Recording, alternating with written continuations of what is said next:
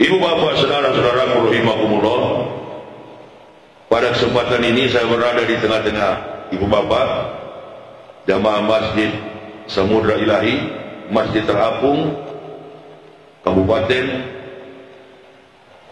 Pesisir Selatan, Provinsi Padang, Sumatera Barat.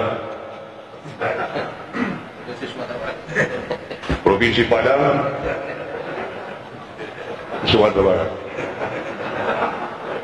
Sejak Allah Subhanahu wa taala memberikan kepada kami sekeluarga petunjuk memeluk Islam, sampai hari ini saya enggak pernah berhenti menegakkan Islam. Ini adalah pengakuan nazar di hadapan Allah bahwa tidak ada harta yang paling berarti dalam kehidupan ini kecuali kita mendapatkan iman Islam. Mendapatkan iman Islam ini bagaikan pelayaran. Mendapatkan iman Islam ini bagaikan samudra yang luas yang akan kita lalui dengan bahtera kapal kita masing-masing. Ada yang sampai pada batas terakhir, ada yang belum tentu akan sampai. Sekali lagi, mendapatkan amanah iman Islam ini bagaikan pelayaran. Ada yang sampai pada tujuan akhir, ada yang tidak akan sampai. Di antara sebanyak ibu bapa yang hadir ini, wallahu alam bisawab, Allah yang berhak membolak-balikan hati manusia. Termasuk saya pribadi, tidak pernah terbersit dalam pikiran saya untuk duduk di depan ibu bapa menjadi pendakwa Islam, karena dari latar belakang penganut Kristen fanatis.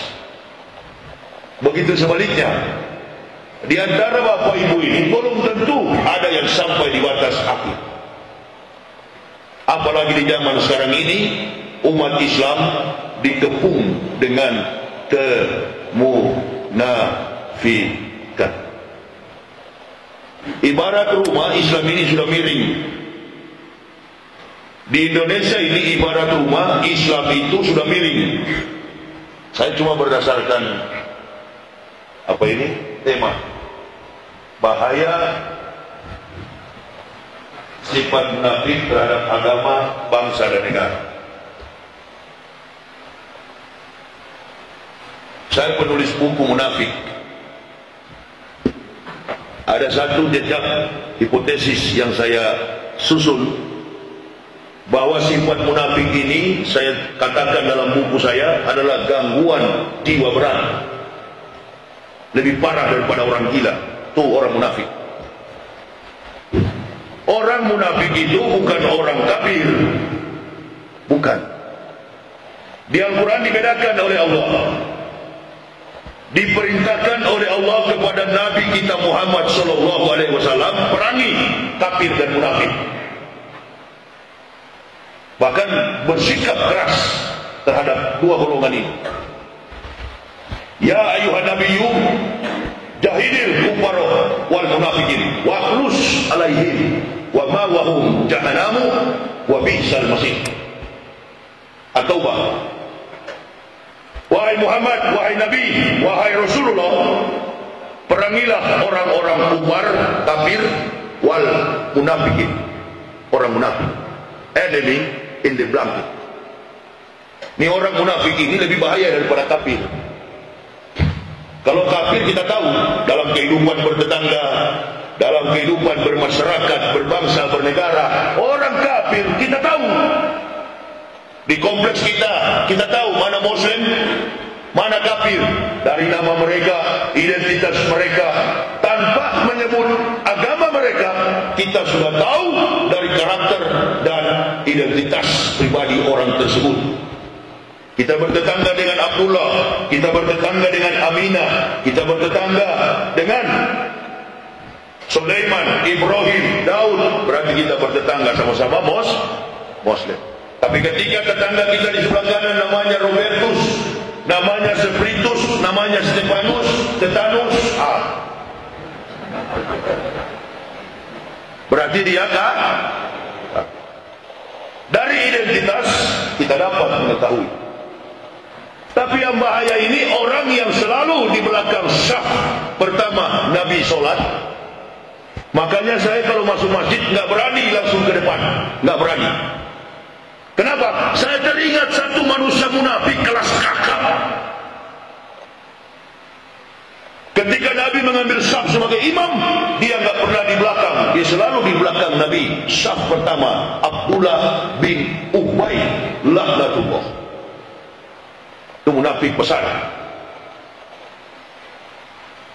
Saya mengambil mukadimah tadi terkait dengan dialog antara Ibrahim dengan putra tercinta Ismail alaihissalam. Dari ungkapan dialog antara ayah dan putra tercinta, kemudian lahirlah dasar pengakuan keimanan tauhid. Dari satu desa di Assyria, atau dalam bahasa ilmiahnya Hebreu, sekelompok nomaden, pengembara kecil yang dipimpin oleh seorang ayah perampok, kurus dan lapar. Siapa dia? Terah Hasan, ayah daripada Ibrahim alaihissalam. Dari Ur-Kasdim, Babilonia, mereka menyeberang ke Sungai Efrat. Di sebelah Sungai Efrat itu mereka sampai di Tanah Haram. Mana Haram itu, Ustaz? Yang sekarang ini Turki. Mereka hidup di situ, dan ayah daripada Ibrahim alaihissalam meninggal pada waktu itu di Tanah Haram. Lalu Ibrahim mengalami satu perjalanan spiritual yang aneh. Apa itu? Dia berjumpa dengan Rabbul Alamin, Allah Subhanahu wa ta'ala. Dari sinilah Ibrahim mulai mendapatkan keimanan tauhid. Dia tidak mengikuti jejak ayahnya yang menyembah berhala. Dia tidak mengikuti kejahatan yang dilakukan ayahnya, tetapi dia diberi hidayah oleh Allah mendapatkan keimanan tauhid. Islam jauh di belakang sana, belum ada. Israel belum lahir. Paganisme Hebreu sudah ada. Penyembah kepada berhala sudah banyak. Ini sejarah tentang Zulqaidah. Lalu bangsa ini mulai bertumbuh. Benih daripada Ibrahim tidak ada.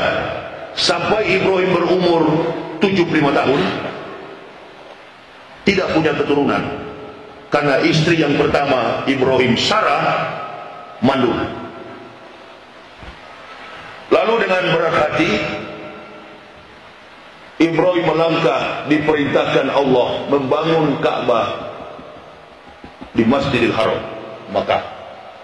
Perintah Allah, Ibrahim, tinggalkanlah negerimu, pergilah ke lembah Makkah yang tandus dan gersang. Bawa batu hitam itu. Karena disinilah cikal bakal semua Nabi melaksanakan ibadah haji pertama kali di Masjidil Aqsa. Di sana ada batu terapung, bukan cuma masjid terapung, ya. Di sana ada batu terapung disebut dengan Dome of the Rock. Batu terapung sebelah barat daripada bangunan Masjidil Aqsa ada telapak kaki orang dewasa 11 tahun menjadi Rasul, dan kemudian take off menuju ke Sidratul Muntaha untuk menerima perintah solat. Telapak kaki siapa? Nabi kita Muhammad sallallahu alaihi wasallam. Basement bawah daripada Masjidil Aqsa, volumenya tambah. Volumenya tambah. Basement bawah daripada Masjidil Aqsa terjadi satu kali dalam sejarah. Ahmad bin Abdullah, Rasulullah memimpin solat, dihadiri oleh 24.000 ruh dari para nabi. Jadi Masjidil Aqsa ini tempat bersejarah. Bukan bangunan orang Yahudi. Ini peninggalan daripada Abu Anbiya, bapa dari orang beriman Ibrahim alaihissalam. Berarti milik umat Islam. Dari sinilah kemudian Allah berikan keturunan kepada Ibrahim, berjumpa dengan wanita yang ada di Mesir, sebelah utara dari Yerusalem, itu 100 mil, berjumpa dengan wanita yang sudah ditakdirkan oleh Allah, namanya Hajar, Siti Hajar. Ibrahim ini ketika hendak melintas ke Mesir, karena parasnya istrinya Sarah sangat cantik, maka Ibrahim katakan, hendaknya engkau mengaku sebagai saudaraku perempuan, jangan pernah mengaku sebagai istri. Melewati melintasi Mesir, Firaun kemudian yang senang dengan wanita cantik, karena parasnya Sarah ini sangat cantik sekali. Kemudian diambil oleh Firaun. Ini perempuan yang sedang di atas pelana onta, kayaknya ada makhluk yang bergerak, padahal sudah ditutupi dengan kain pelana itu. Ketahuan oleh Firaun. Aku mencium, katanya, bau wanita. Bangunkan dia. Dibangunkan, dibawa oleh Firaun. Begitu hendak disetubuhi, satu kota Mesir itu ditimpa dengan bala dan bencana. Datang penyakit berat, Firaun tak berani menyentuh Sarah, mengembalikan kepada Ibrahim disertai dengan seorang wanita, Hajar, cikal bakal lahirnya Ismail. Orang kafir Kristen membalikkan cerita ini, padahal di dalam kitab Genesis, di dalam kitab Exodus, kitab Keluaran, Ele-Hadebarim, dalam bahasa Ibrani, bahwa yang lahir pertama kali adalah Ismail. Ibrahim berumur 85 tahun, Ismail berumur 13 tahun. Mana buktinya? Ayat yang saya baca tadi.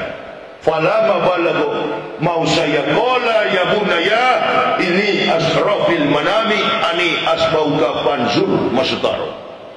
Qala ya abati fal matumar satajidun insyaallah minas sabirin. Ayat inilah satu-satunya yang mendorong saya dan keluarga melihat lebih jauh dasar fondasi keimanan daripada agama Islam. Dan kami keluar dari agama Kristen mengucapkan 2 kalimat syahadat. Bukan masuk Islam karena mau kawin, bukan masuk Islam karena ikut-ikutan, masuk Islam karena ketajaman kemampuan intelektualitas yang didasari atas pengetahuan historik tentang sejarah para nabi. Insya Allah saya lebih paham daripada ibu bapa tentang Islam. Tadi malam saya tanya di masjid, masjid Al-Hikmah di Kota Padang, apa nama kitab suci orang Kristen? Sekarang saya mau tanya juga subuh ini, apa nama kitab suci orang Yahudi? Bapak jawab, jangan malu-malu. Apa nama kitab suci orang Yahudi? Jawab saja, jawablah biar salah. Kalau nggak salah nanti nggak pintar ibu bapak. Apa nama kitab suci orang Yahudi? Taurat kata beliau. Yahudi ya, bukan Israel saya tanya. Apa nama kitab suci orang Yahudi? Taurat. Apa nama kitab suci orang Kristen? Injil. Baik, bagus sekali. Apa nama kitab suci orang Islam? Al-Quran. Itu yang terakhir benar. Tunggu dulu, saya mau kejar kata Injil ini. Injil ini firman dari Allah atau bukan? Firman. Salah satu firman yang dibawa oleh Nabi Isa alaihissalam. Saya tanya tadi, apa kitab suci Kristen? Injil. Sekarang pertanyaan saya, Nabi Isa Kristen atau Islam? Kalau Islam, kenapa kitab sucinya di gereja? Hati-hati, jangan suka berputar-putar. Supaya kita tidak munafik terhadap agama ini, pengetahuan kita tentang basic Islam itu harus bagus. Ini masjid ini kan dibangun di atas air, di permukaan air, di laut. Temboknya ada, dindingnya ada, tapi saya yakin kalau dasar fondasi di bawahnya lemah, ambruk semua kita hari ini. Ini yang membuat Islam di Indonesia miring, karena mulai dari ulama sampai masyarakat Muslim ternyata dasar fondasi keislamannya lemah.